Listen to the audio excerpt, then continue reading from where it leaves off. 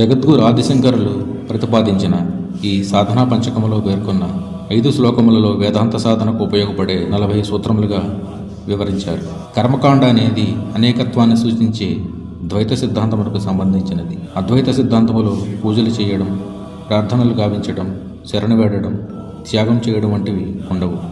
అయినప్పటికీ ఉపాధులైన మనోబుద్ధులలో చిక్కుకుపోయిన సాధకుడు అహంకారజనితమైన జీవభావంతో ఉంటాడు. అటువంటి సాధకుడు ప్రస్తుతం ఉన్న స్థితి నుండి బయటపడి అత్యున్నతమైన భగవంతుని చేరడానికి అవసరమైన మార్గములను అంటే శరీరము, మనస్సు, బుద్ధి, విషయములు, ఉద్రేకములు, తలంపులు వంటి స్థాయిని దాటి తన నిజ స్వరూపమే అయిన సచ్చిదానంద స్వరూపమును చేరే విధానము అన్వేషించాలి.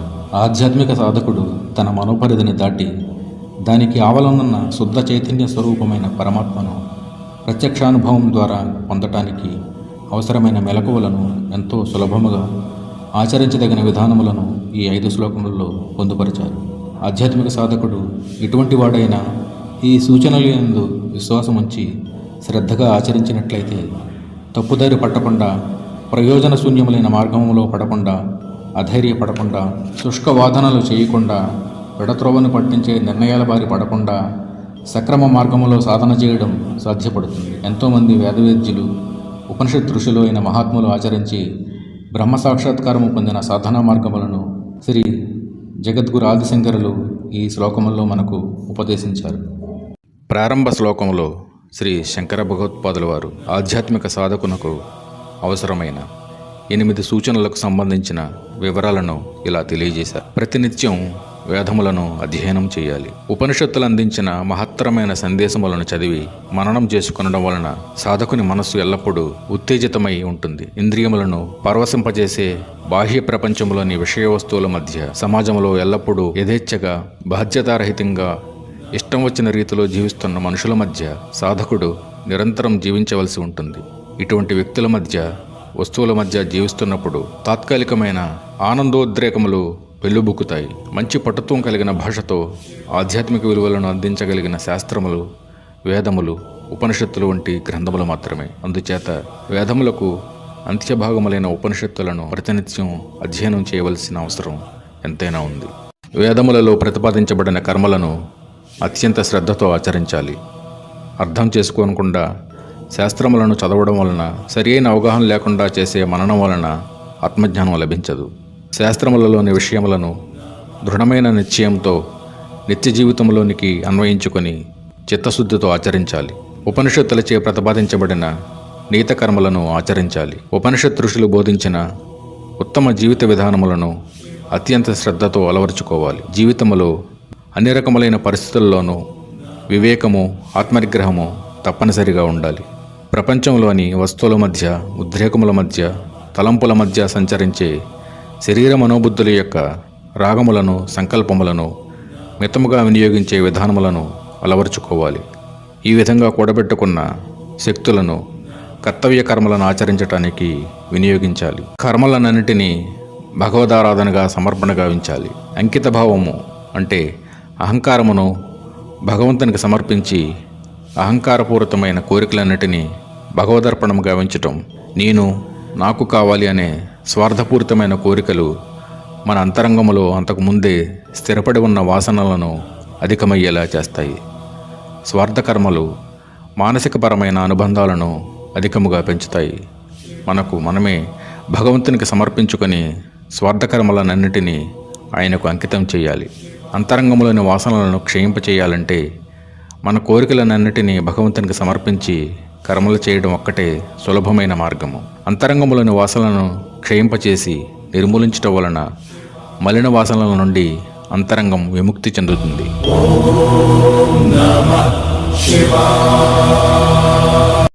మనసులోని కోరికలన్నింటినీ త్యాగం చేయాలి.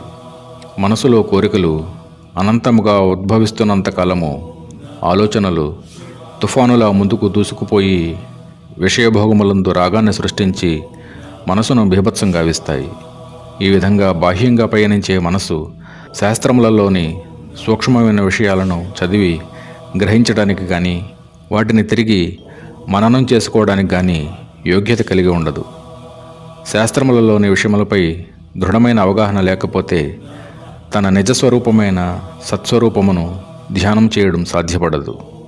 ఈ కారణంగానే సాధకుడు ఎన్నో సంవత్సరముల కాలము శ్రద్ధగా ఆధ్యాత్మిక సాధన చేసినప్పటికీ ఆధ్యాత్మిక ప్రగతి సాధించలేక నిరాశ నిస్పృహలకు గురి అవుతాడు.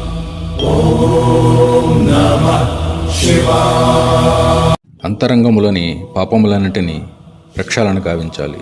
వర్తమానములో భోగ సాధనములైన ఇంద్రియ మనోబుద్ధులు, భోగ్య వస్తువులైన విషయములు, ఉద్రేకములు, తలంపులు మొదలైనవి అనుభవ క్షేత్రంతో సంపర్కము కలిగినప్పుడు కర్మ ప్రారంభమవుతుంది. ఇంద్రియ సంపర్కము కలిగినంతలో కర్మ సమాప్తమవుదు. కాలాంతరమున కలిగిన కర్మఫలంతో కర్మ పూర్తి. సాధారణంగా భౌతిక విషయములను పరిశీలించేవారు ఈ విషయమును గ్రహించలేరు. స్వార్థపూరితమైన కర్మ పూర్తవగానే దాని ద్వారా ఉత్పన్నమైన ఫలితం యొక్క జ్ఞాపకములు అంతరంగములో నిలిచిపోతాయి. ఈ జ్ఞాపకములు మరలా అదే విధములైన కర్మలను చేయడానికి కారణమవుతున్నాయి. గత కాలంలో మనచే చేయబడిన కర్మల వలన ఏర్పడిన జ్ఞాపకములను వాసనలు అని పిలుస్తారు. మనసులో జ్ఞాపకములుగా ఉన్న ఈ వాసనలు అలజడులను సృష్టిస్తాయి. మనసు యొక్క ఏకాగ్రతను చెదరగొట్టి నిరంతరము కదులుతూ పరిమితత్వం కలిగి నృత్యం చేస్తున్న విషయ వస్తువుల వైపు ఉద్రేకములు తలంపుల మధ్యకు ఈడుస్తాయి. వీటినే పాపములు అంటారు. విషయ వస్తువుల వలన కలిగిన సంసారిక భోగములన్నీ దుఃఖభూషణములైనవేని గుర్తించాలి. విషయ భోగములలో సుఖము ఉన్నదనే సంగతి ఎవరూ కాదనరు. వాటిలో కొద్ది మోతాదు మాత్రమే సుఖము ఉంది. దీనిలో ఉన్న లోపం ఏమిటంటే సుఖము పూర్తయిపోయిన వెంటనే అధిక మోతాదులో బాధ, విచారము, విసుగుదల, నిరాశ కలుగుతాయి. భోగవస్తువులను ఎంతో శ్రమపడి సంపాదించి వాటిని భోగించడానికి వీలైన పరిస్థితి ఏర్పరచుకున్నప్పటికీ మనం అలసిపోయి నిస్త్రాణమైపోతాం. అటువంటి సమయంలో సుఖం పొందే సమయం ఆసన్నమవుతుంది. వెంటనే అలసట, అసంతృప్తి, విసుగుదల, విచారం కలుగుతాయి. వీటన్నిటిని జాగ్రత్తగా పరిశీలించినట్లయితే నిజం తెలుస్తుంది. విషయ వస్తువులలో నిజమైన నిరవధికమైన ఆనందం లేదని అర్థమవుతుంది. ఒకసారి ఈ మోహపు కోరికను తొలగించుకుంటే సుఖము పొందాలనే కోరిక, సుఖము కొరకు చేసే ఆరాటం, మనసు బాహ్యముఖంగా పోవడం వలన కలిగిన మానసిక ఆందోళనలు క్రమక్రమంగా తగ్గిపోతూ ఏదో ఒక రోజున అవన్నీ కనుమరుగైపోతాయి. నిరంతర సాధనతో ప్రయత్నం చేసి ఆత్మవిచారణ గావించాలి. పశు ప్రవృత్తి కలిగిన ఆలోచనల ప్రవాహమును విషయ వస్తువుల వైపు పోకుండా అరికట్టినప్పుడు మనసు నిశ్చలంగా ఉంటుంది. ఈ నిశ్చలమైన మనసును అలాగే ఉంచకూడదు. మనసు ఏ విధమైన ఆలోచన లేకుండా నిశ్చల స్థితిలో ఎక్కువ కాలం ఉండలేదు. మనసు బాహ్య ప్రపంచము నుండి విడిపడిన తరువాత వెంటనే తన సహజ స్వరూపమైన ఆత్మస్వరూపమును, సర్వవ్యాపకమైన చైతన్య స్వరూపమును నిధిధ్యాసన ద్వారా దర్శించేలా చేయాలి. గృహబంధనము నుండి విముక్తి పొందాలి. మనము బాహ్య ప్రపంచంతో సంబంధం పెట్టుకుని వ్యవహారములు చేస్తూ ఉంటాం. మనకు రక్షణనిస్తూ ఉండడానికి వసతినిచ్చేదే గృహము. ఆత్మకు జడమైన శరీరము, మనసు, బుద్ధులే గృహం అని తెలుస్తుంది. ఇక్కడ నుండి బయట ప్రపంచంలోని విషయములతో, రాగద్వేషములతో, ఆలోచనలతో వ్యవహారములు చేస్తూ వివిధ రకములైన అనుభవములను అనుభవిస్తూ ఉన్నాం. ఇటువంటి పరిస్థితుల్లో శరీర మనోబుద్ధులతో తాదాత్మ్యం చెంది దానిని స్థావరముగా ఏర్పరచుకొని అహంకారము దేహముతో విషయభోగములను దర్శిస్తూ, మనసుతో ఉద్రేకములను భావిస్తూ, బుద్ధితో దుఃఖముల గురించి విచారిస్తూ తన అసలు స్వరూపం తెలియని అజ్ఞానముతో జీవునిగా వ్యవహరింపబడుతున్నాడు. నిరంతరము అవిశ్రాంతిగా శరీర మనోబుద్ధులతో జీవిస్తూ అహంకారమునకు సంబంధించి దర్శిస్తున్నాను, భావిస్తున్నాను, విచారిస్తున్నాను అనే భావములను వదిలిపెట్టి అఖండము, అనంతము అయిన చైతన్య స్వరూపంలోనికి మేలుకొని గృహబంధముల నుండి విముక్తి పొందమని శంకరుల వారు ఉద్ఘాటిస్తున్నారు. సత్పురుషులైన జ్ఞానులతో సాంగత్యం చెయ్యాలి. సత్తును గురించి తెలుసుకున్న జ్ఞానులతో సాంగత్యం కలిగి ఉండడమే సత్సంగం అని అర్థము. మహాత్ములు బోధించిన జ్ఞానమును మనం పొందాలంటే వారితో దేహపరంగా దగ్గరవడం, మానసిక పరంగా సంబంధం పెట్టుకోవడం చాలదు. మహాత్ములతో సంపూర్ణమైన అనుబంధం కలిగి ఉన్నప్పుడే వారు బోధించిన బోధనలను అర్థం చేసుకొని, వారు ఆచరించిన విధానమును తెలుసుకొని ఆ విధముగా జీవించటానికి వీలుపడుతుంది. దీనివలన మన అంతరంగ వ్యక్తిత్వం ఉన్నతంగా ఎదుగుతుంది. మనలోనే సూక్ష్మరూపంలో ఉన్న ఆత్మస్వరూపమును తెలుసుకొని దర్శించడానికి వీలుపడుతుంది. అప్పుడే సద్గురు ద్వారా పొందిన జ్ఞానం మన హృదయంలో నాటుకుంటుంది. ఆధ్యాత్మిక జ్ఞానంతో పూర్ణత్వం సంపాదించిన సద్గురువులు లభించటం ఎంతో అదృష్టం.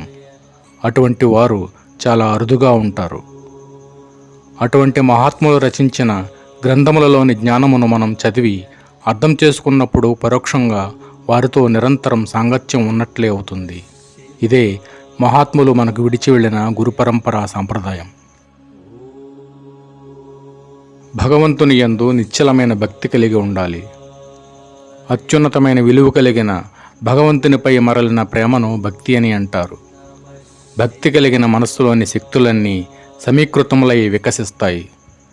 అల్పమైన వస్తువులపై గల ప్రేమ వలన మనసులోని శక్తులు చెదిరిపోయి మనసు శక్తిహీనమైపోతుంది. భగవంతునిపై ప్రేమ కలిగి ఉండడం అంటే మన ఆలోచనలను ఏ విధమైన ప్రయత్నం చేయకుండా అతి సహజంగా భగవంతుని వైపు త్రిప్పడం జరగాలి. ఎందుకంటే మనం ప్రేమించిన వస్తువుల వైపు ఆలోచనలు పరుగులు పెట్టడం మనకు తెలియనిది కాదు. భగవంతుని యందు ప్రగాఢమైన భక్తి ఉన్నప్పుడు భగవంతుని గురించి ఆలోచనలు అధికమైన సంఖ్యలో మన హృదయమును చేరుకుంటాయి. అప్పుడే మనం చేసే ధ్యానం నిరంతరం నిరవధికంగా సాగుతుంది. మనకు భగవంతునికి మధ్య ఉన్న ప్రతిదానిని త్యాగం చేయడానికి సిద్ధముగా ఉండాలి.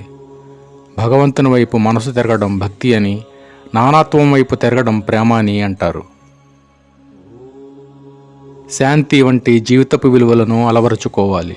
మనస్సు ఇంద్రియముల ద్వారా విషయ వస్తువులను చేరుకొనడానికి చేసే పరుగులను అరికట్టడాన్ని శాంతి అని, బాహ్య ప్రపంచంలోని విషయ వస్తువులను భోగించడానికి అవసరమైన విషయేంద్రియ సంఘాతమును అరికట్టడం దాంతి అని అంటారు. ఇంద్రియములు ద్వారముల వంటివి. మనసు విషయ వస్తువులను వెతుక్కుంటూ బయటకు పోతుంది. ఆ ద్వారముల ద్వారానే ఇంద్రియములు గ్రహించిన విషయ జ్ఞానము లోపలికి ప్రవేశించి మనసులో కోరికలనే తుఫానును సృష్టించి విషయ వస్తువులపై రాగమును కలిగిస్తుంది. మనసును ఇంద్రియములను నియమించినప్పుడు విషయ వస్తువుల వలన కానీ విషయేంద్రియ సంఘాతం వలన కానీ మనసు కలత చెందక శాంతిపడుతుంది. ఈ విధముగా మనసు శాంతించినప్పుడు బుద్ధి సూక్ష్మమైన విషయములను గ్రహించగలుగుతుంది. ఈ విధంగా వికసించిన పరిశుద్ధమైన మనోబుద్ధులు నిరంతరం నిధిధ్యాసనకు, లోతైన ధ్యానమునకు అనుకూలముగా ఉంటాయి. కోరికతో కూడిన కర్మలను త్యజించాలి.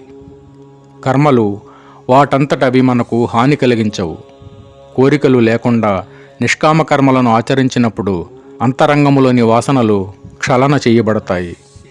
స్వార్థపూరితమైన కర్మలు ఆచరించినప్పుడు అవి అంతరంగములోని వాసనలను మరింత వృద్ధి చేస్తాయి. దీనివలన తిరిగి మరిన్ని కర్మలు చేయడానికి కారణమవుతాయి. కోరికలు పెరిగి కర్మాతురతను పెంచుతాయి. దీని పర్యవసానముగా సూర్యుణ్ణి మేఘములు కప్పివేసినట్టుగా ఈ వాసనలు దట్టముగా పేరుకొనిపోయి మనలో ఉన్న దివ్యాత్మను కప్పివేసి కనబడకుండా చేస్తాయి. ఇందువలన మానవునిలోని ధార్మిక విలువలు నశించి వ్యక్తి యొక్క సంస్కారమును కోల్పోయేలా చేస్తాయి. అందుకే మానవుడు అజ్ఞానాంధకారములలో పడిపోయి దుఃఖాలను అనుభవిస్తూ పశుతుల్యుడిగా మారుతున్నాడు. సద్గురువును శరణు పొందాలి. సద్గురువు అంటే ఉపనిషత్తుల వంటి శాస్త్రములను అధ్యయనము చేసి వ్యాఖ్యానములు గావించిన శ్రోత్రియుడే కాకుండా బ్రహ్మానుభవమును పొంది ఆ నిష్టలో ఉన్న బ్రహ్మనిష్ఠుడు కూడా అయి ఉండాలి. మోక్షము కోరే సాధకుని అంధకారము వంటి సంసారము నుండి బయటపడవేయడానికి శ్రోత్రియుడు, బ్రహ్మనిష్ఠుడు అయిన సద్గురువు ఎంతో అవసరం. అటువంటి సద్గురువునే శరణాగతి పొందాలి. ఆదిశంకరులు సద్గురువును అన్వేషించమని ఎప్పుడూ చెప్పలేదు. ఎందుకంటే అది సాధ్యమైనది కాదు. అంతరంగము పరిశుద్ధముగా లేనప్పుడు గురువు లభించిన ఆయనను మనం గుర్తించలేము. భగవద్గీత, ఉపనిషత్తులు బోధించిన జీవిత విధానమును అనుసరించాలి. దీనికి గాను ఉపనిషత్ ఋషులను, భగవద్గీత బోధించిన శ్రీకృష్ణ పరమాత్మను శరణు పొందాలి. మన ఆలోచనలను, కర్మలను శాస్త్రములలో చెప్పబడిన జీవితపు విలువలను నిత్య జీవితంలోనికి మలచుకొనడం వలన సద్గురువును శరణు పొందినట్లే అవుతుంది. ప్రతిదినము గురుపాదుకలను సేవించాలి. నిరంతరము గురువు యొక్క పాదుకలను సేవించుట అంటే గురువు యొక్క పాదుకను పట్టుకుని బాహ్యపరమైన సేవ చేయడం కాదు. గురుపాదుకల యొక్క అంతరార్థమును తెలుసుకుని వాటి యందు భక్తి కలిగి ఉండాలి. గురువు పాదుకలపై నిలబడ్డారంటే దేనిని ఆధారముగా చేసుకుని గురువు జీవిస్తున్నారో, దేనిని ఆధారముగా చేసుకొని తత్వాన్ని బోధిస్తున్నారో, ఏ భావముతో ఆయన బాహ్యకర్మలను ఆచరిస్తున్నారో తెలుసుకొని గురువును సేవించాలి.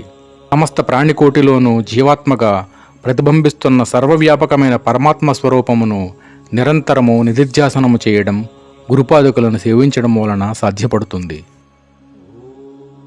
ఎల్లప్పుడూ మారకుండా ఉండే ఓంకారమును ధ్యానము చెయ్యాలి. పరమాత్మ స్వరూపము కాలాతీతమైనది, నాశనము లేనిది. అపరిమితత్వం కలిగిన ఏకైక సత్యాన్ని ఓం అనే నాదముతో సూచిస్తుంది. ఓం అనేది కేవలం నామము కాదు, నామరూపాత్మక ప్రపంచముగా కనిపిస్తున్న ఆ పరబ్రహ్మ స్వరూపమును వేదములు ఓం అనే నాదంతో సూచిస్తున్నాయి. నీ పేరు నువ్వు కావు, నీ పేరు నిన్ను సూచిస్తుంది. నీవు నీ పేరు కంటే భిన్నముగా ఉన్నావు. ప్రస్తుతం ఉన్న అహంకార స్థితికి విలక్షణముగా ఉన్న శుద్ధ చైతన్య స్వరూపమును ఓంకారము సూచిస్తుంది. అందుచేత ఆధ్యాత్మిక సాధకులందరూ ఆత్మస్వరూపమునకు ప్రతీక అయిన ఓంకారమును ధ్యానం చెయ్యాలి. దీనివలన మనసు పవిత్రత చెందుతుంది. ఓంకారమును భక్తితో జపం చేస్తూ ధ్యానం చేయడం వలన నిత్య జీవితంలో నిరంతరము మార్పు చెందే వస్తువుల మీద నుండి ఎగసిపడుతూ అటు ఇటు ఊగిసలాడుతున్న మనసు విడివడి శాంతి చెందుతుంది. మనసు అప్రమత్తంగానూ చైతన్యవంతంగానూ ఉంటుంది. ఇటువంటి అప్రమత్తత, చురుకుతనం, శాంతస్థితిని పొందిన మనసు మాత్రమే ఏకాగ్రత పొంది నిశ్చలము తీవ్రమైన ధ్యానము చేయగలదు. అందుచేత శంకరుల వారు ఆధ్యాత్మిక సాధకులను ప్రతిదినము నాశనము లేని నిత్య సత్యమైన ఓంకారమును ధ్యానం చేయమని ఉద్ఘాటిస్తున్నారు. ఉపనిషద్వాక్యములను శ్రద్ధగా శ్రవణం చెయ్యాలి. ఉపనిషద్వాక్యముల యొక్క లోతైన అర్థములను శ్రద్ధగా శ్రవణం చేసి అర్థం చేసుకోవాలి. ధార్మిక విలువలు కలిగిన జ్ఞానము, ఆధ్యాత్మిక సంబంధమైన ఆత్మజ్ఞానము, లౌకిక జీవితమునకు సంబంధించిన భౌతిక విజ్ఞానము అన్నీ ఉపనిషత్తులలో పొందుపరచబడ్డాయి. సద్గురువులు ఉపనిషత్తులను ఉపన్యాసముల ద్వారా బోధ చేస్తున్నప్పుడు శ్రద్ధగా శ్రవణం చెయ్యాలి. దీనివలన పరోక్ష జ్ఞానం లభిస్తుంది. అంటే వాక్యార్థములు మాత్రమే తెలుస్తాయి. ఉపనిషత్తులలో నిగూఢముగా దాగి ఉన్న లక్ష్యార్థమును తెలుసుకొనడం వలన ఆత్మానుభవమును ప్రత్యక్షముగా పొందవచ్చునని ఋషులు మనకు తెలియజేయడానికి ఎంతగానో ప్రయత్నం చేశారు. ఉపనిషద్వాక్యములను సూక్ష్మ బుద్ధితో అర్థం చేసుకున్నప్పుడు తనలో సర్వవ్యాపకము, త్రికాలాతీతము అయి ఉన్న పరమాత్మ స్థితిని చేరుకుంటారు. ఈ ఉపనిషద్వాక్యములు మనను ధ్యాన స్థితిలోనికి తీసుకుని వెళ్ళి అక్కడ నుండి అపరిమితత్వమైన శుద్ధ చైతన్య స్వరూపంలోనికి సురక్షితముగా తీసుకువెళ్ళగలిగే వాహికములుగా ఉన్నాయి. ఉపనిషత్తులలోని వాక్యములను నిరంతరము మననం చెయ్యాలి. 4 వేదములకు సంబంధించిన ఉపనిషత్తులలోని విజ్ఞాన సర్వస్వాన్ని అందించగల 4 మహావాక్యములను ఋషులు మనకు అందించారు. వీటిలో బ్రహ్మజ్ఞానము గురించిన వేద విజ్ఞానమంతా ఇమిడి ఉంది. వాటిలో మొదటిది సత్యానికి నిర్వచనమైన ప్రజ్ఞానం బ్రహ్మ అనే మహావాక్యం. అంటే అన్నింటినీ తెలుసుకునే తెలివి బ్రహ్మ అని అర్థమును తెలియజేస్తుంది. ఇది శాస్త్రవాక్యము. తత్వమసి, అదే నేను అయి ఉన్నాను అనేది 2వ మహావాక్యము. ఇది ఉపదేశవాక్యము. అయమాత్మా బ్రహ్మ, ఇది 3వ మహావాక్యము. ఇది ఆత్మే బ్రహ్మ అని నిర్వచిస్తుంది. ఇది అనుభవవాక్యమును తెలుపుతుంది. 4వది సాక్షాత్కార వాక్యమైన అహం బ్రహ్మాస్మి, నేనే బ్రహ్మస్వరూపమని తెలియజేస్తుంది. ఈ 4 మహావాక్యముల అర్థములను తెలుసుకొని లోతుగా మననం చేసి నిధిధ్యాసనం చేసినట్లయితే బుద్ధి తన పరిమితత్వం వదలి అపరిమితత్వమైన చైతన్య స్వరూపములో లయమైనప్పుడు సచ్చిదానంద స్వరూపమైన ఆత్మసాక్షాత్కారం లభిస్తుంది. సకల ప్రాణులయందు భగవంతుని స్వరూపమైన సచ్చిదానంద స్వరూపము నుండే ఈ సృష్టి అంతా సృష్టించబడినది. నామరూపాత్మకమైన జగత్తుకు ఆ పరమాత్మ స్వరూపమే ఆధారభూతమై ఉన్నది. అదే నీ స్వరూపము. మిగతావన్నీ తెలియబడే విషయ వస్తువులే. అదే అన్నింటినీ తెలుసుకునే చైతన్య జ్యోతి. గాఢమైన ధ్యానమునకు చేరుకున్నప్పుడు తాను శరీర మనోబుద్ధులకు అతీతంగా ప్రకాశిస్తున్న చైతన్య స్వరూపమని అనుభవం కలుగుతుంది. ఈ స్వరూపానుభవములో వ్యక్తిత్వము లయమైనప్పుడు తనలో ప్రకాశించే చైతన్యమే సర్వత్రా ప్రకాశించే చైతన్యమనే అనుభవము స్థిరపడుతుంది. ఇటువంటి మహావాక్యములను సద్గురువుల ద్వారా శ్రవణం చేసి నిధిధ్యాసనము గావించి ధ్యానస్థితికి చేరుకోమని, అదే మన కర్తవ్యమని శంకరుల వారు హెచ్చరిక చేస్తున్నారు. సద్రూపమైన పరబ్రహ్మ స్వరూపాన్ని ఆశ్రయించాలి. మనమందరము శరీర మనోబుద్ధులతో తాదాత్మ్యం చెంది పరిమితత్వం కలిగిన జీవులుగా జీవిస్తున్నాము.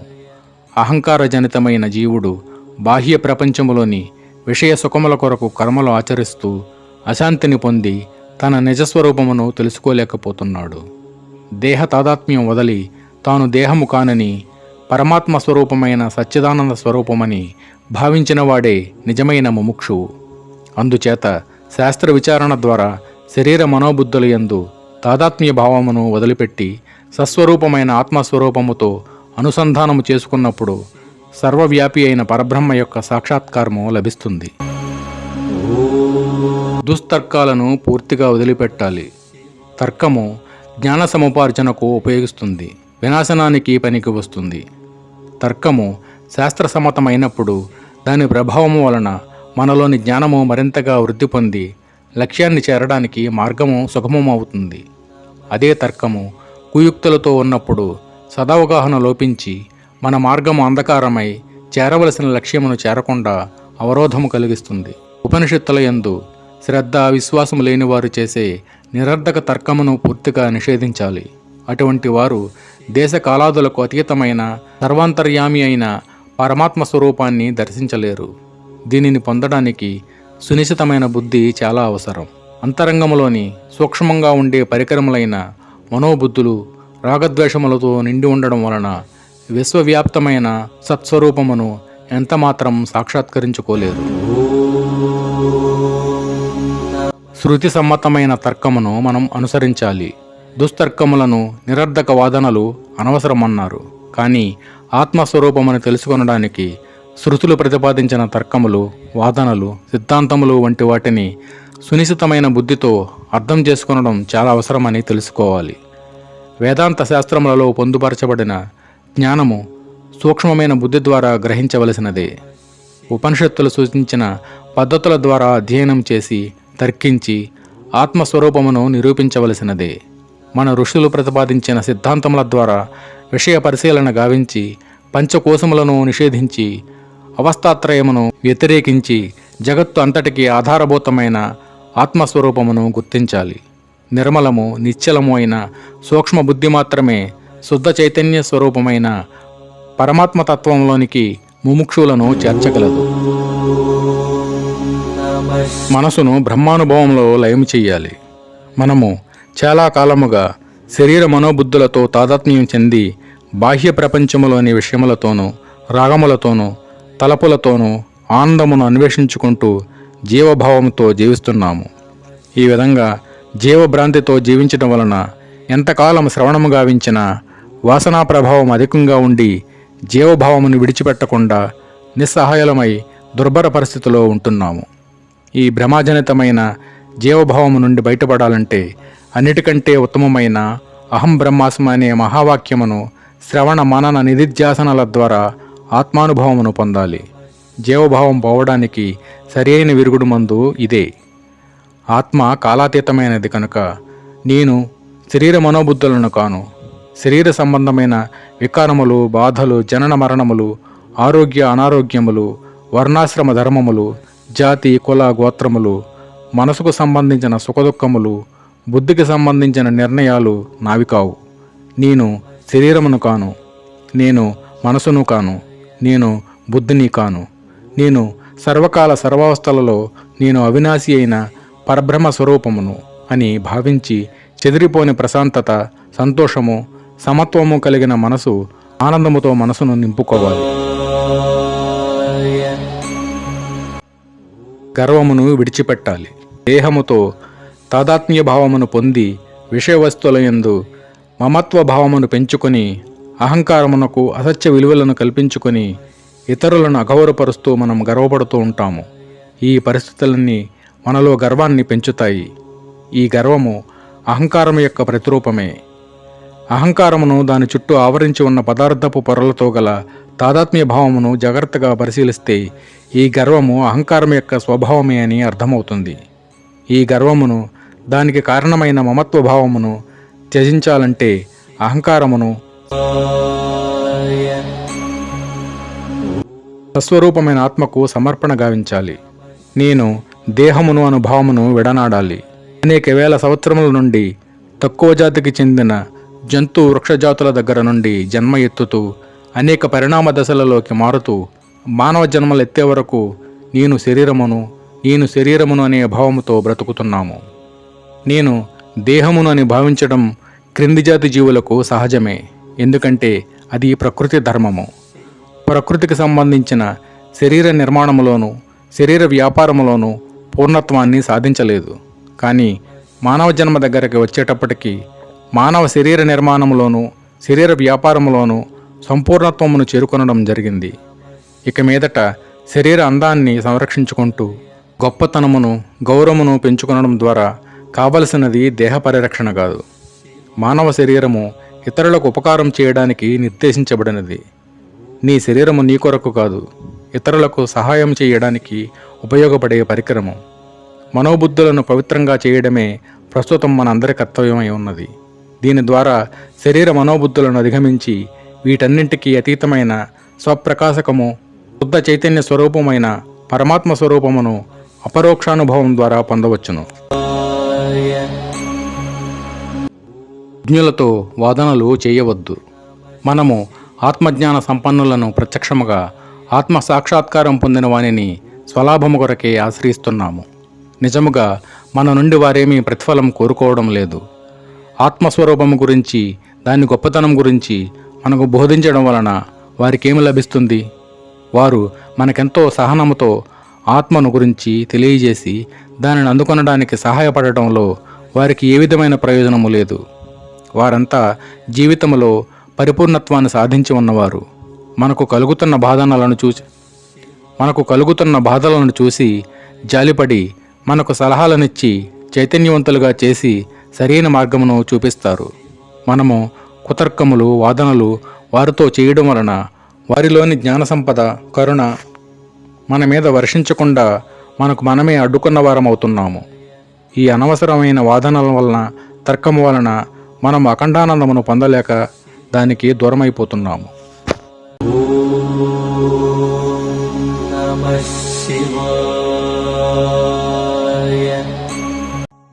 ఆకలి కూడా ఒక వ్యాధి వంటిదే. దానిని భిక్షౌషధంతో చికిత్స చెయ్యాలి. ప్రతి ప్రాణికి ఆకలి అనేది ముఖ్యమైన అవసరములలో ఒకటి అని, దానికి చికిత్స చేసి ఇతర వ్యాధుల వలె నయం చేసుకోవాలి అని ఆదిశంకరులు చమత్కరించారు. ఆకలి తీరడానికి ఉపయోగించే ఆహారము భోగ్య వస్తువు కాకూడదు. ఆకలి బాధను మనం తప్పించుకొనలేము. అది శరీరమునకు తప్పనిసరి కనుక ఆకలి వేసినప్పుడు ఆహారమును తీసుకుంటూ ఉండాలి. శరీరము అనారోగ్యంగా ఉన్నప్పుడు వైద్య చికిత్స చేయడం వలన స్వస్థత చేకూరుతుంది. ప్రతిదినము భిక్షౌషధాన్ని సేవించాలి. ఆహారము ప్రతి ప్రాణికి తప్పనిసరి కనుక దానిని విధిగా స్వీకరించవలసినదే. ఆహారమును భోగ్య వస్తువుగా భావించరాదు. జీవించి ఉన్న ప్రతి ప్రాణికి తన జీర్ణపేగులలో కలిగిన ఒక విధమైన బాధను ఆకలి అంటారు. ఈ వ్యాధికి చికిత్స ఏమిటంటే ఆహారమును ఔషధముగా స్వీకరించడమే. ఆహారము సుఖము కొరకు కాకుండా ఆకలి బాధ నివారణ కొరకు మాత్రమే అని గ్రహించాలి. సన్యాసాశ్రమంలో ఉన్నవారు 5 గృహముల నుండి భిక్షను స్వీకరించాలి. సన్యాసి ఇది కావాలి అని కోరకూడదు. ఆ గృహస్థులు వారి అంతట వారు ఏది ఇచ్చినా భిక్షగా స్వీకరించాలి. ఆహార సంపాదన గురించి ఆలోచించకూడదు. నీకు భిక్షగా వచ్చిన దానిని విమర్శించకూడదు. రుచికరమైన ఆహారమును భిక్షగా కోరరాదు. ఇంతకు ముందు సూచించిన విషయములను మరింతగా విపులీకరిస్తున్నారు శంకరులు. ఆహారము ఇంద్రియ సుఖము కొరకు కాదు. ఆహారము అంటే నోటి ద్వారా స్వీకరించి తీసుకునేది, ఆనందించేది అని అనుకుంటారు. అదే విధముగా అన్ని జ్ఞానేంద్రియములకు ఆహారము అంటే వాటికి సంబంధించిన విషయ ప్రేరణలు అని అర్థం చేసుకోవాలి. రంగు రూపాలు నేత్రేంద్రియమునకు ఆహారము, శబ్దములు శ్రవణేంద్రియమునకు అంటే చెవికి ఆహారము, త్వగ్వేంద్రియమునకు స్పర్శ ఆహారము, వాసనలు ఘ్రాణేంద్రియమునకు ఆహారమవుతాయి. అంతరంగములోని ఆత్మానందముతో జీవించుచున్నప్పుడు ఇంద్రియముల ద్వారా పొందిన ఆహారము వలన కలిగిన ఆనందము కంటే అంతరంగములో పొందిన ఆత్మానందము ఎంతో ఉన్నతమైనది అవుతుంది. నీకు ఏది లభించినా భగవంతుడు ప్రసాదించాడనే తృప్తితో జీవించాలి. ఇంద్రియములను తృప్తిపరచడానికి విషయ వస్తువులపై కోరికలను పెంచుకుని వాటిని సంపాదించి అనుభవించే ఆనందం కంటే మనసు ప్రశాంతత పొందడం వలన వచ్చిన ఆనందం చాలా గొప్పదని తెలుసుకుని జీవించాలి. ఈనాడు మనకు ఏది లభించినా మన గతంలో కావాలని కోరుకున్నవే. వాటిని స్వీకరించడం అనేది మన భవిష్యత్తుపై, మన అంతర్వ్యక్తిత్వం యొక్క అభివృద్ధిపై ఆధారపడి ఉంటుంది. ప్రపంచంలోని ప్రతి విషయమును యథాతథంగా చూస్తూ అంతరంగములో శాంతిని, తృప్తిని, ఆనందమును అనుభవిస్తూ నిర్వర్తించవలసిన కర్మలను ఆచరించడమే నిజమైన జీవిత విధానమని శంకరులు సాధకునకు సూచించారు. శీతోష్ణముల వంటి ద్వంద్వములను సహించాలి. ఉష్ణము, చల్లదనము, సంతోషము, విచారము, జయము, అపజయము, సుఖము, దుఃఖము మొదలగునవన్నీ ఒకదానికొకటి పరస్పర విరుద్ధములైన భావములు కలిగి మనసులో కలిగే అనుభవములు. ఇటువంటి భావములతో నిండి మనసు నుండి మనం అసంగంగా ఉండాలంటే ద్వంద్వాలు సృష్టించే తుఫాను వంటి భావముల యొక్క ప్రభావము మనసుపై పడకుండా చూడాలి. మనసును అంతర్ముఖం చేసి ఆత్మానుసంధానం చెయ్యాలి. సస్వరూపమైన ఆత్మతో అనుసంధానం చేయడం వలన మనసులో ద్వంద్వముల వలన కలిగిన తుఫాను వంటి చికాకుల నుండి దూరముగా ఉండి వాటిని సాక్షిభావముతో చూస్తూ జీవించడం సాధ్యపడుతుంది. అనవసరపు ప్రసంగములను విడిచిపెట్టాలి. సత్యాన్వేషి అయిన సాధకుడు తన మానసిక శక్తిని, శారీరక శక్తిని ప్రాపంచిక విషయముల సంపాదన కొరకు దుర్వినియోగం చేయకూడదు. అనవసరమైన ప్రసంగములు 4 రకములుగా ఉంటాయి. సాధారణముగా స్త్రీల విషయం గురించి, ధన విషయముల గురించి, శత్రువుల గురించి ప్రసంగిస్తూ ఉంటారు. జనము గుంపులు గుంపులుగా చేరి పై 4 విషయముల గురించి చర్చించుకుంటూ ఉంటారు. ఈ అనవసరమైన ప్రసంగములు ఆధ్యాత్మిక సాధనకు అవరోధములు కలిగించి మనసును ప్రక్కదారులు పట్టిస్తాయి. అందుచేత అనవసర ప్రసంగములను విడిచిపెట్టాలి. సత్యం యొక్క స్వరూపము గురించి, ద్వైత ప్రపంచములో కలిగే దుఃఖము గురించి, జీవుని గురించి, మోక్షము గురించి, ఆత్మ నిగ్రహం గురించి, దివ్య జీవనం గురించి, ఆత్మ సాక్షాత్కారం పొందిన వారి గురించి ఎల్లప్పుడూ సాధకుడు మాట్లాడుతూ ఉండాలి. ఉదాసీనుడిగా వ్యవహరించాలి. ప్రచార సాధనములు అధికముగా అభివృద్ధి చెందిన నేటి కాలములో ఎన్నో సంఘటనలు ప్రతిరోజు జరుగుతుండడం మనకు తెలిసినదే. సాధకుడు ఎదుటివారి బాధలకు స్పందించడంలో తప్పులేదు. ఆ సంఘటనలకు మానసికంగా వ్యధ చెందడం, కలత చెంది మనసు యొక్క నిశ్చల స్థితిని పోగొట్టుకుని అశాంతికి గురి అవడం ఉండకూడదు. అటువంటి సమయంలో మనం చేయగలిగినది ఏమీ లేనప్పుడు ఈ సర్వ ప్రపంచమును నియమిస్తూ పరిపాలిస్తున్న భగవంతునికి శరణ పొంది అన్నీ ఆయనకే వదిలివేయాలి. భగవద్గీతలో ఈ భావము ఉదాసీనత అని వర్ణించారు. ఇతరుల దయ కొరకు ఎదురు చూడకూడదు. ఇతరుల దయాదాక్షిణ్యములపై ఆధారపడడం మానుకోవాలి. ఇతరులపై ఆధారపడడం వలన వారిపై అభిమానము పెరిగి నీవు బంధితుడు అవుతావు. దీనివలన మానసిక ఉద్రేకములు ఎక్కువవుతాయి. కొన్ని సమయములలో మానసికమైన చిక్కులలో పడి నీ ఆశయములకు విరుద్ధముగా రాజీపడి జీవించవలసి వస్తుంది. నీవు ఇతరుల వద్ద నుండి తీసుకున్న దానికంటే ప్రపంచమునకు ఎక్కువ ఇవ్వడం అలవాటు చేసుకోవాలి. ప్రపంచము నుండి నేను ఏదో పొందాలి అని అనుకునే కంటే నేను ప్రపంచమునకు ఏమి ఇచ్చాను అనే భావం ఉండాలి. అప్పు తీసుకున్నవాడు అప్పు ఇచ్చిన వానికి బానిసగా ఉండాలి. ఇతరుల వద్ద నుండి నీవు తీసుకున్న దానికంటే నీవు ఎక్కువ వారికి ఇవ్వాలి. అందరికీ అన్నీ ఇచ్చేవాడు భగవంతుడు. ఆయనయే నియామకుడు, ఆయనయే పరిపాలకుడు.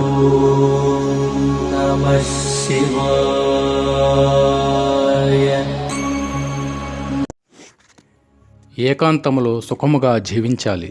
ఏకాంతము అంటే భౌతికంగా జనంతో సంబంధం లేకుండా ఒంటరిగా నివసించడం కానీ, ఏకాంతమునకు భంగం లేకుండా ఎవరూ లేని నిర్జన ప్రదేశములో కూర్చుండడం కానీ కాదు.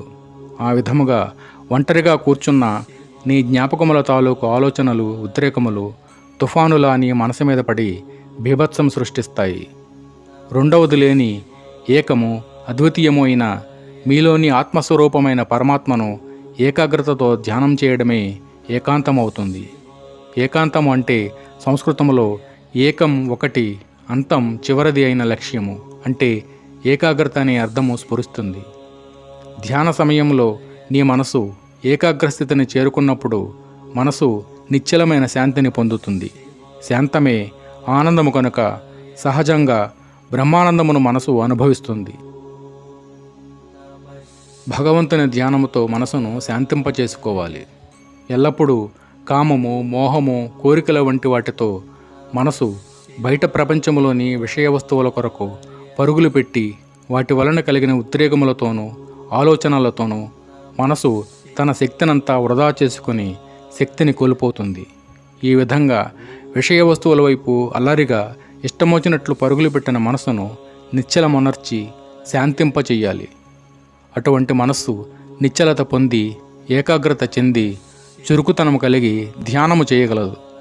శాంతించిన మనసు నిజంగా స్వరూప ధ్యానములో ఉంటుంది.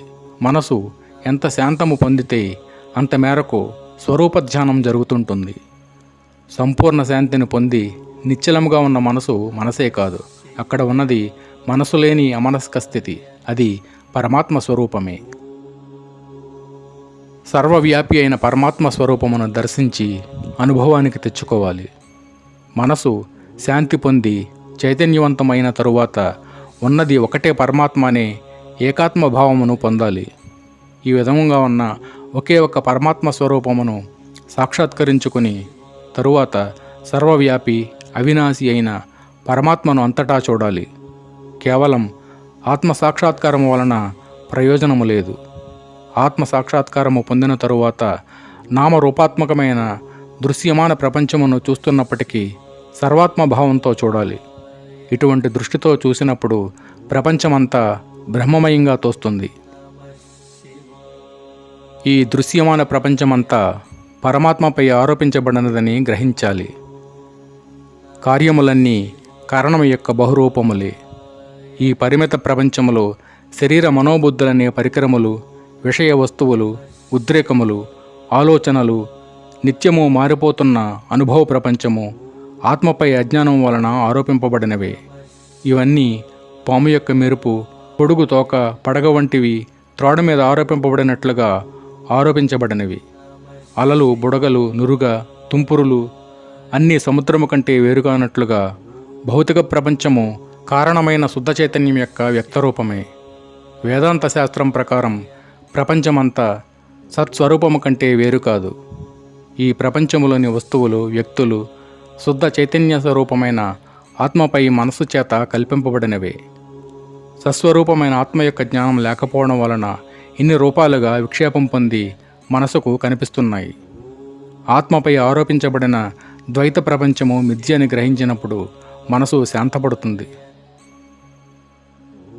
వర్తమానములో ధర్మమును ఆచరించడం వలన గత జన్మలలో చేసిన కర్మల యొక్క ప్రభావం నుండి విముక్తి కలుగుతుంది.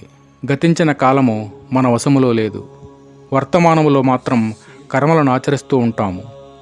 గత కాలములో మనము సరైన నిర్ణయములు తీసుకొనక అనేక పాపకర్మలు చేసి ఉండవచ్చు. కానీ వాటి ఫలితములను ఇప్పుడు అనుభవిస్తున్నాము. కానీ ఈ పరిస్థితిని నివారించడానికి ఉపాయము ఉంది. ప్రస్తుతం ధర్మబద్ధమైన కర్మలు చేయడం వలన వాటి ప్రభావం నుండి తప్పించుకొనవచ్చు. ఉపాసనలు, ప్రార్థనలు, పూజలు, శాస్త్రాధ్యయనము, తపస్సు, ధ్యానము వంటి వాటి వలన మనచే గత కాలములో అధర్మ మార్గములో నిర్వర్తించిన కర్మల వలన కలిగిన ఫలితముల ప్రభావమునకు లోను కాకుండా తప్పించుకొని సక్రమ మార్గములో వెళ్ళేలా చేసుకోవచ్చును. జ్ఞాన మార్గము ద్వారా భవిష్యత్తులో కలిగే కర్మఫలములకు దూరముగా ఉండాలి. గతములో మనము కూడబెట్టుకున్న కర్మఫలముల నుండి పరిపక్వత పొందిన కర్మఫలములు అంటే ఈ జన్మలో అనుభవించడానికి సిద్ధముగా ఉన్న కర్మఫలములు అవుతాయి. మనము భవిష్యత్తులో చేసిన కర్మల వలన కలిగిన కర్మఫలములను ఆగామి కర్మలని పిలుస్తారు. శాస్త్రాధ్యయనం వలన, నిరంతర ధ్యానాభ్యాసం వలన జ్ఞానమును పొంది అహంకార భావమును పూర్తిగా లయం చేసినప్పుడు జీవితంలో మనకు కలుగుతున్న సుఖదుఖానుభవములకు అసంగంగా సాక్షిభావంతో ఉండగలగడం సాధ్యపడుతుంది. ఈ ఆత్మజ్ఞానం వలన నేను చేస్తున్నాను, నేను అనుభవిస్తున్నాను అనే భావములను సూక్ష్మంగా చెప్పాలంటే నేను దర్శించేవాడిని, నేను భావించేవాడిని, నేను ఆలోచించేవాడిని అనే జీవభావం తొలగిపోతుంది. దీని పర్యవసానంగా భవిష్యత్తులోని కర్మఫలముల నుండి నీవు అసంగంగా ఉండడం సంభవిస్తుంది. గత జన్మల వలన ఏర్పడిన ప్రారబ్ధ కర్మఫలములను అనుభవించి అంతం చేసుకోవాలి. గత కర్మల యొక్క ఫలము అనుభవించడానికి వచ్చినప్పుడు ఆ ఫలమును ప్రారబ్ధం అని అంటారు. వాటిని ఎంతో ఓర్పుతో అణుకువతో అనుభవించవలసినది. ప్రారబ్ధము విల్లు నుండి విడువబడిన బాణము వంటిది. వాటిని మనం ఏమి చేయగలము? అనుభవించి క్షయింపజేసుకోవాలి. వాటికి ఎదురు చెప్పకుండా మౌనంగా అంగీకరించి సహనంతో ధైర్యంగా భరించవలసినదే. మనము అనుభవిస్తున్న దుఃఖానుభవములన్నీ మనని భగవంతునిలో చేర్చుకొనడానికి ఆయన మనకిచ్చిన అవకాశముగా భావించాలి. మనము బాధలను అనుభవిస్తున్నప్పుడు వాటిని నివారించి ఆరోగ్యాన్ని కలగజేసే వైద్యుడిచ్చిన మాత్రలు వంటివే ఈ దుఃఖానుభవములని తెలుసుకోవాలి. అహం బ్రహ్మాస్మి అనే భావంతో జీవించాలి. సస్వరూపమైన ఆత్మ సాక్షాత్కారమును పొందిన తరువాత ముముక్షువు తనలో ఏ చైతన్య స్వరూపం ప్రకాశిస్తున్నదో అదే చైతన్య స్వరూపము నామరూపాలుగా కనిపిస్తూ ఈ జగత్తు అంతటా వ్యాపించి ఉందని తెలుసుకుంటాడు. అన్ని జీవరాశులలో స్వప్రకాశమైన చిత్స్వరూపము అనేక నామరూపములతో వ్యక్తమవుతుందనే జ్ఞానములోనికి జాగృతమవుతాడు. నామరూపములతో ఉన్న సకల జీవరాశులలోనూ ఉన్న పరమాత్మ చైతన్యంలోనికి మేలుకున్నప్పుడు అతడు అవినాశి, శాశ్వతమైన తన గమ్యమును చేరుకున్నట్లే అవుతుంది. ఈ విధముగా అవికారము, అనంతము, కాలాతీతము, పరిపూర్ణమైన సస్వరూపములోనికి మేలుకుంటాడు. గతకాలములో దుఃఖభూయిష్టమైన బంధనములో చిక్కుకొని నేను దర్శిస్తున్నాను, నేను భావిస్తున్నాను, నేను విచారిస్తున్నాను అనే పరిమితత్వం కలిగిన జీవభావము శాశ్వతముగా అంతం చేయబడుతుంది. నదులు సముద్రంలో కలిసిపోయి తమ స్వరూపమును కోల్పోయినట్లుగా, వడగళ్ళు సముద్రంలో పడి సముద్రమే అయిపోయినట్లుగా జీవభావము శుద్ధ చైతన్య స్వరూపములో లయమైపోయినప్పుడు భ్రమాజనితమైన నేను అనే అహంకారము అంతమైపోయి అంతా పరబ్రహ్మ స్వరూపముగా ఉండిపోతుంది. నేను బ్రహ్మనై ఉన్నాను, అహం బ్రహ్మాస్మి అనే భావము జ్ఞాని యొక్క కర్మల ద్వారా, భావముల ద్వారా, ఆలోచనల ద్వారా వ్యక్తమవుతుంది. ఈ భావము అపరోక్షానుభూతికి సంబంధించినదే, కానీ ప్రపంచంలో ప్రదర్శించడానికి పనికి వచ్చే స్వాతిశయం కొరకు కానీ ఆడంబరం కొరకు కానీ చేసిన నినాదము కాదు. ఈ భావము మత సంప్రదాయమునకు సంబంధించినది కాదు. ఈ ప్రపంచంలోని సర్వ వ్యవహారముల ద్వారా ప్రతిధ్వనిస్తున్న సస్వరూప స్థితిని తెలియజేస్తున్నది అహం బ్రహ్మాస్మి అనే మహావాక్యం. ఆదిశంకరులచే ప్రతిపాదించబడిన ఈ 5 శ్లోకములలో పొందుపరచబడిన 40 సాధనా పద్ధతులను ఆధ్యాత్మిక సాధకుడు ఒక క్రమ పద్ధతిలో సాధన చేసినప్పుడు సాధకుడు సాధనను పూర్తి చేసుకుని సాధ్యవస్తువైన బ్రహ్మ సాక్షాత్కారమును పొంది తానే బ్రహ్మగా ఉండిపోతాడు. ఓం తత్సత్. నమః శివాయ.